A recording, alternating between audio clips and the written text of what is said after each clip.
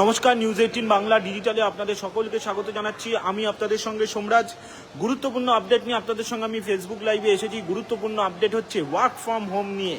প্রধানমন্ত্রী নরেন্দ্র মোদী ইতিমধ্যেই আবেদন রেখেছিলেন যে ওয়ার্ক ফ্রম হোম যাতে করা যায় সেই বিষয়ে যাতে জোর দেওয়া হয়, তা নিয়ে ইতিমধ্যেই প্রধানমন্ত্রী নরেন্দ্র মোদী আবেদন রেখেছেন।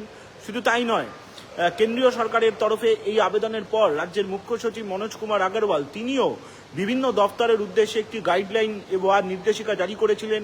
জেলা শাসকদের উদ্দেশ্যেও এই নির্দেশিকা জারি করা হয়েছিল, যেখানে বলা হয়েছিল যে ওয়ার্ক ফ্রম হোমে যাতে উৎসাহিত করা হয় এবং সেক্ষেত্রে অপ্রয়োজনীয় যাতে তেল খরচ না করা হয়, অপ্রয়োজনীয় যাতে গাড়ি ব্যবহার না করা হয়।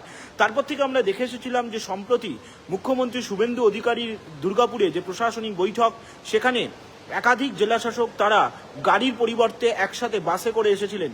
অর্থাৎ অপ্রয়োজনীয় যাতে খনিজ সম্পদ নষ্ট না হয়, অপ্রয়োজনীয় যাতে তেল না নষ্ট হয়, সেই দিকে বারবারই আবেদন করা হয়েছে প্রধানমন্ত্রী থেকে শুরু করে রাজ্য সরকারের তরফেও।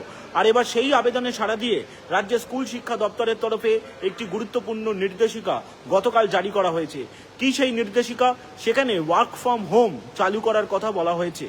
তবে সব স্তরের আধিকারিকদের জন্য নয়, শুধুমাত্র সচিব, যুগ্ম সচিব পর্যায়ের আধিকারিকদের জন্য এই ওয়ার্ক ফ্রম হোম চালু করার কথা বলা হয়েছে শিক্ষা দপ্তরের তরফে জারি করা নির্দেশিকায়। কোন কোন অফিসার ওয়ার্ক ফ্রম হোম করবেন সপ্তাহে একদিন করে, তারও বিস্তারিত নাম সহ তালিকা প্রকাশ করা হয়েছে শিক্ষা দপ্তরের তরফে।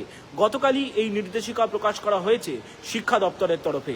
রাজ্যের মধ্যে প্রথম স্কুল শিক্ষা দপ্তরের তরফে এই ধরনের ওয়ার্ক ফ্রম হোম চালু করার কথা, অর্থাৎ উৎসাহ দেওয়ার কথা বলা হলো।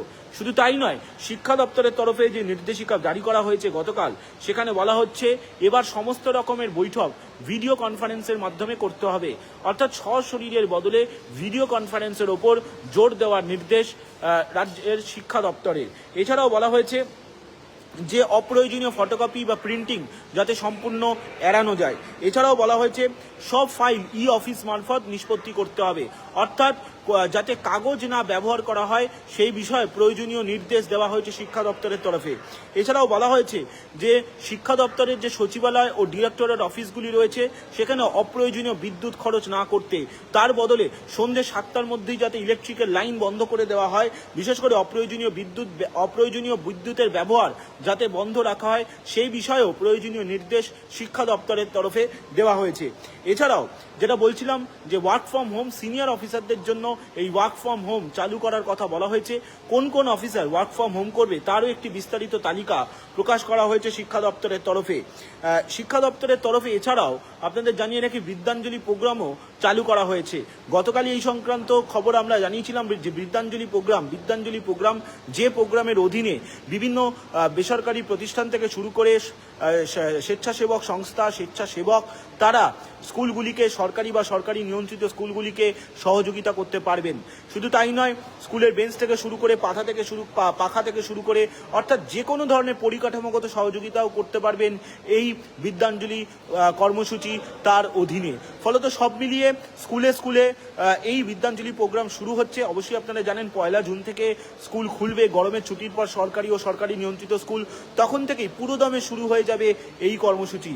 আর তার আগে আপনাদের জানিয়ে রাখি যে এই যে আপনারা দেখতে পাচ্ছেন যে শিক্ষা দপ্তরের তরফে ওয়ার্ক ফ্রম হোম চালু করার যে উৎসাহ এবং ওয়ার্ক ফ্রম হোম চালু করার ওপর যে জোর, সেই নির্দেশিকা দেওয়া হয়েছে এবং মনে করা হচ্ছে ধাপে ধাপে স্কুল শিক্ষা দপ্তর এর পরিধি আরও বাড়াবে।